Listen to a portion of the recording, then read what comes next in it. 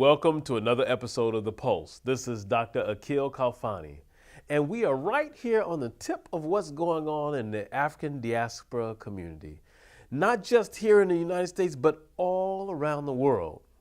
You know, today we're going to travel all the way to Nigeria and back. We're going to be talking with a great elder, someone who started his training as a priest at the age of 4. And he not only was trained as a priest, but he became a poet, an author, a movie maker. And we're going to learn a lot from him today about the tradition of Yoruba and about what's going on in Nigeria.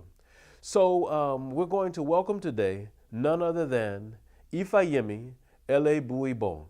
So stay tuned for just a second, and I'm going to welcome him to the stage. So first of all, I want to say, Baba, welcome to New Jersey. Welcome. Thank you. Welcome to The Pulse. Thank you. Thank you. Thank you. So now, you know, one of the things that we have to do before we could do anything else is that we have to pay tribute to those who came before. So we're gonna welcome, we're gonna talk to everybody, but let's welcome those ancestors who came with you from Nigeria. Let's welcome them here first with some libations. Can you do that for me? Okay. All right. Thank you. Thank you. I pour the libation in the name of all divinity Orisha, in the name of all our ancestors, Elagejegeje, Ifa priest of cold water. The day cold water has come from heaven to the world. In a place where it's cool, that is where we met cold water. Cold water put restoration to the life.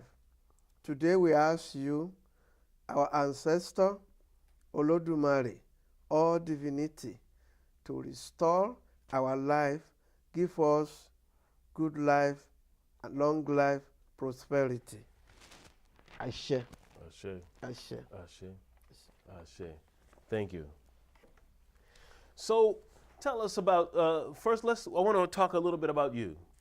Tell us a little about where you come from and what it's been like on this journey to be an Araba, and what does an Araba mean? So let's have a conversation about some of those things. We know that you know where you were born in Shogbo, Oshun State. So tell us a little bit about that, so people here who don't understand maybe a little bit about Nigerian history and culture can get some insights from you. Thank you very much. I was born in Oshogbo, the capital of Osun State. My ancestor is prominent, and I came from Olutimai family, one of the royal family in Oshogbo. Olutimai is one of the co-founder of the city of Oshogbo. My father is an Babalawo as well as hunter, Ogun priest. My father has 6 wives. My mother was the youngest one. My father used to have a male and female child before I came. My sister, Ajitoni, that I follow, she used to be an Abiku. Abiku is born to die, a child that repeatedly comes, but later she stay. By the time they were trying to have another baby, there was a problem. My mother used to have miscarriage, different kind of problem. There was no pregnant at all. So this what make them prepare different herb medicine. But all this to no avail. So one day they consult Ifa, and the revelation from Ifa say a male child is going to be born, and my mother need to abandon all herb medicine. She need to give offering to Oshun, water spirit, and she will have to go to the river, fetch water home. It was that just potent water from river Oshun that make my mother pregnant me. I was inside the womb when another revelation came that a child who's going to be born is a Babalawo, Ifa priest. That's what made my father get prepared, and he started to teach me very early the art and practice of Ifa. The 3-day ceremony that used to call Akoshe Jaye, that is a place where they pick the name for me. Ifa Yemi, Ifa fit me. Boba Yemi, you yefa, Boba yefa, you yemi. If it is fit me, it fit Ifa. When it fit Ifa, it fit me. That is my name. Another name they gave to me is Oshun Dagbonu. Oshun Dagbonu is an Oshun reject concoction, Oshun reject herb medicine. Okay. Because when I was a child, as a child of Oshun, I don't use medicine, no herb medicine. That's just ordinary water. They give to me to drink. If I have a fever, my mother will have to take that water to rub my body, put it to my head, and put it at her back. In a few minutes, I will get ready to play. So, that is a child of Oshun. So, I started training at age of 4 with my father. And my father already aged, and he gave me to another person, Chief Khalfani Agbogbo. So when you were a child, what happened with regard to medicine? When I was a child, they don't use medicine for me. As a child of Oshun, I must not use herb medicine. It was water from the river Oshun they used to apply to my body, rub my body when I have fever. And my mother will put me at her back. In a few minutes, I will get ready to play. So I always use water, not medicine. And my mother, they used to go to the river Oshun every weekday, 5-day week Ojoshe of Oshun, and I used to follow her to the river. So it also indicated from the old river that I'm a child of Oshun and I have to learn the art and practice of Ifa. My father is already aged, and he picked another master who's going to continue training me, the Chief Khalfani Agbogbo. And I stayed there for 10 years, 6 months. So that's interesting that your father had someone else to train you, even though he himself had the ability to. So we're going to take a quick break, and we're going to come back and talk a little bit more about what Ifa is, right? You spoke about Ifa, and what does those names, we want all our audience to understand what that means. And you said as a Babalawo, so we're going to talk about who and what a Babalawo is. And so all the different levels at which that happen. So stay tuned, and we'll be right back with The Pulse. I dare you. I dare you to change the world. Yeah, you. Getting that college education. I dare you to be somebody important. Like be a teacher or a reality TV star. I dare you to stand up here. To call the shots. To be a role model. An inspiration. An innovator. To be a teacher. Think you can change my life? Make me excited about science like you. Have a career that really means something? Then do it. I dare you.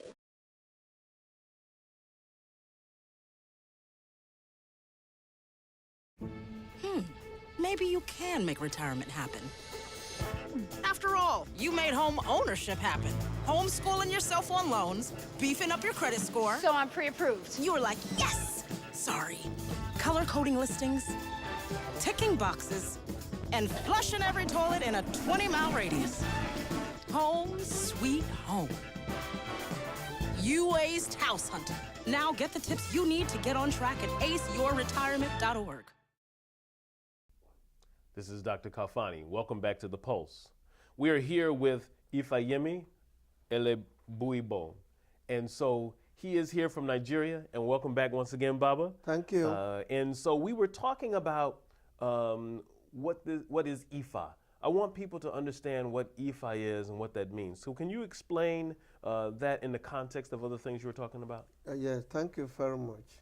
Ifa is word of Olodumare. Olodumare is Almighty God. It embraces everything. Orunmila is an ancient prophet. The knowledge, the wisdom, the Bible they gave to Orunmila is called Ifa. Inside the Ifa, you discover the science, literature, history, healing. The method that Yoruba people use in terms of healing, the religion is called Ifa. This Ifa, it has 256 chapters with numerous verses. Babalawo is Ifa, the priest. They are the apostle of Orunmila. Orunmila is an ancient prophet that Olodumare sent to Africa, especially in Yoruba land, as a prophet who brings the message of God to all mankind. So how does Yoruba, from a spiritual, not just a language, how does that relate to other African spiritual systems and the ways in which, you know, we've had people would migrate, and we say, people sometimes say, well, this one's the oldest, that one's the oldest. How do we come to understand Ifa and Yoruba in the context of the rest of Africa? Well, Ifa, as a word of Olodumare that given to Orunmila, it was earlier, more than the Bible and the Quran. And all over part of Africa, Ifa had been traveled to Ghana. Among the Ewe people, they call it Afa in Ghana. And Ifa also among the Akan people, and travel all over, even to Cuba, to Brazil, and to United States. Okay. And so you yourself, we refer to you as the Araba, and now in looking at the connection between Babalao, or you have Orisha priests and priestesses, where does the Araba fit within the context of all of that? The Yoruba institution, the Ifa, used to have hierarchy. Araba is Archbishop, the supreme head of all Ifa priests. Each Orisha used to have head of the priests that administrate the house, temple, and the shrine. Araba is the highest title that a man can have in institution of Ifa. You start is the title from the little one until you are elevated to the highest one. It used to be rotated among the knowledgeable Ifa priests. And the title used to be given to a powerful and knowledge among the Ifa priests. Because when a situation occurs, Araba is in a position to administrate the town with a monarch, the king. Each time there's a problem in the town, the king will send message to Araba. Araba, we have to assemble all other Ifa priests to consult Ifa, to perform propitiation, to bring the peace to the city. Not only the city, all individual problem, the king personally, we have to seek assistance from Araba. The governor is like a mayor. When the state are in a problem, it is Araba that we have to advise, spiritual advice to the governor, to the king. That is the function of Araba. Interesting, interesting. I don't think a lot of people have had that explained to them in that way, so I appreciate that. The other piece that I think that's important for us to think about is that when you look at the work that you do, that it's not just in, I don't want to say just, but it's not only in working as a Babalawo, but you also, and as the Araba, but you also have documentaries, you have books, and maybe you could tell us, I understand you have a new book out. What is the name of your new book? The new book is The Adventures of Obatala, revised edition. That is the volume 1. That's the new one that's coming. The one that we are working on is the healing power of the prayer. That is going to be coming out soon. Okay. We have a lot of, in the past, there used to be poetry, voice of Ifa. There's healing power of the sacrifice. There's the invisible power of metaphysical world. Ifa, custodian of destiny. Those are the past books I've been writing. Okay, okay. And the documentary that I saw, it really closely replicates what you talked about your own story. How your mother, what's the name of your documentary? That is Akoshe Jaye. Uh-huh. Akoshe Jaye is a roadmap of all mankind. Right. So then the roadmap of you, right, came from the story, and that your mother and your father then knew that he had to prepare himself to be able to prepare you. Yes. That's a blessing, right? And so that the blessing that I think we miss oftentimes is that by knowing what our destiny is before we're born, that then the people around us can help us to become all that we can become. Yes. Uh-huh. Yeah. So more people need that blessing. Everybody. Everybody needs it. Yes, yes, yes. So with that, we're going to take a quick break, and you're listening to The Pulse, and we're going to be right back just in a moment. The Pulse explores the continuous thread that exists throughout diverse African and African diaspora communities. We will have personal interviews, demonstrations, and entertainment. The Pulse holistically and critically looks at economics, politics, education, art, sports, and health. Join us as we explore the connections between African Americans and African descendants from around the world on The Pulse. It's fine that other people like you. It's more important that you like yourself.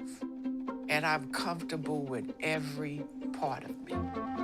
Meals on Wheels coming to my door as someone who's housebound assures me that I'm not forgotten. They care that I'm okay. My name is Asha Ida Bell. America, let's do lunch. Drop off a hot meal and say hello. Volunteer by donating your lunch break at americaletsdolunch.org. Welcome back to The Pulse. This is Dr. Khalfani. And we are here talking to the Araba. He gave us some insights to the great things about the Yoruba and the Ifa tradition, and we're going to move right back into that. So, Baba, welcome back. Thank you. So one of the things that you hinted at earlier that I didn't really get a chance to share with everybody is that you talked about that that Ifa and the Babalawos, that when they talk to people and they do readings, that not only do they give spiritual advice, but they also give herbal or medicinal advice. Can you, how is that? How does that happen? The regular doctors, they don't do both. How is the Babalawo do both? Well, the Babalawo is the doctor.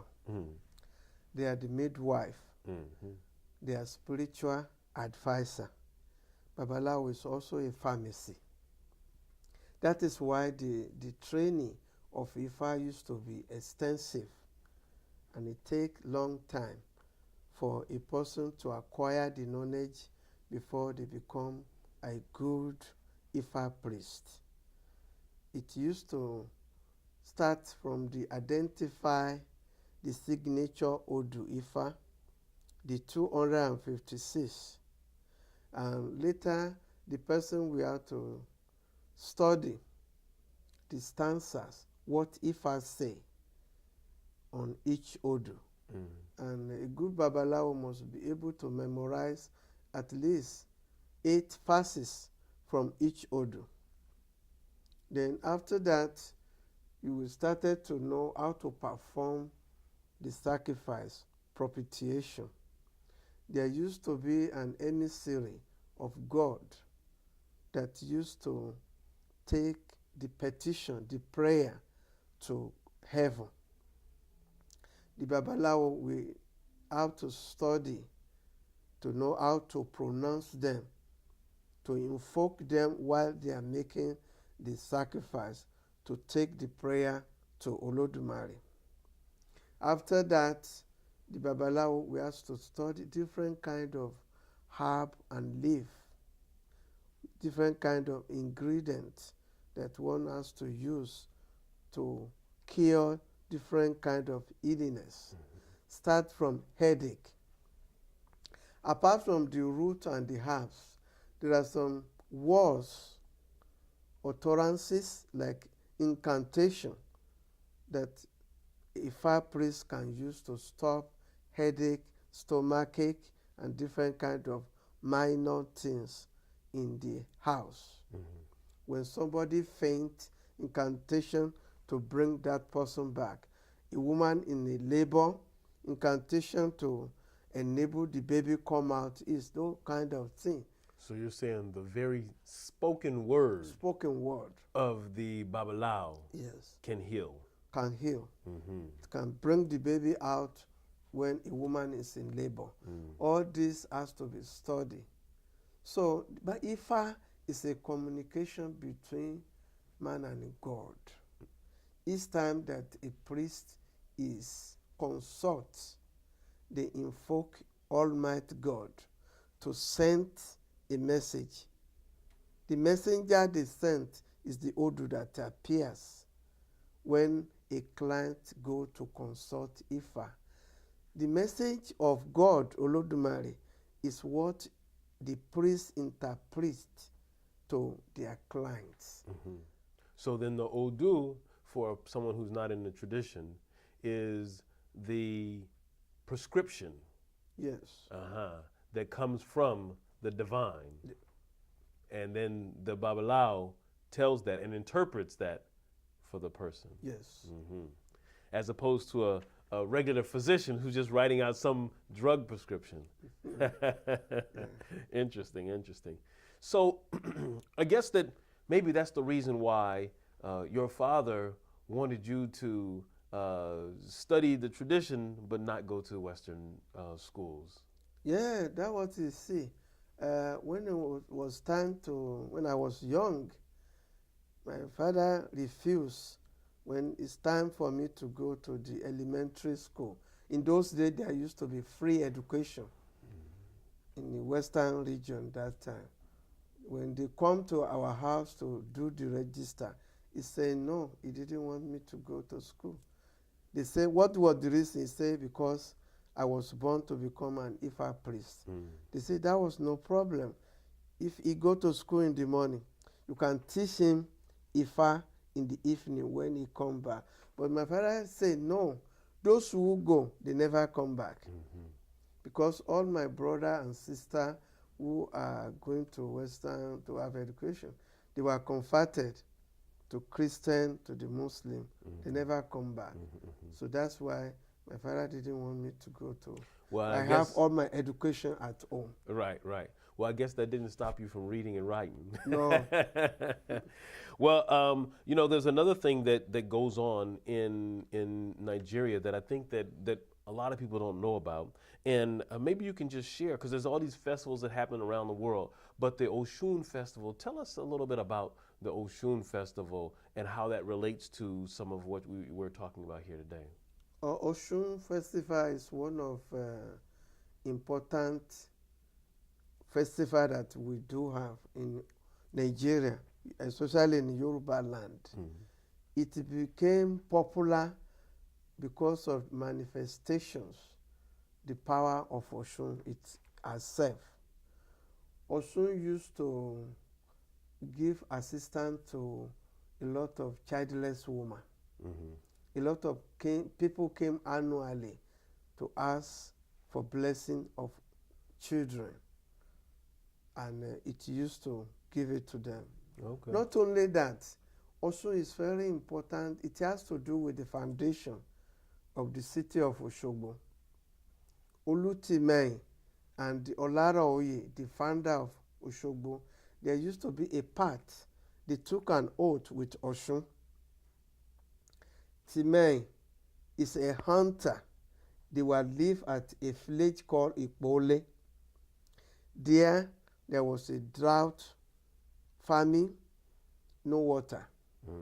It was Olutimei during his hunter game that he discovered a spot location where Osun River situated today. He's the one that advised all inhabitants of Ipole to move and settle at Lake of Oshun River.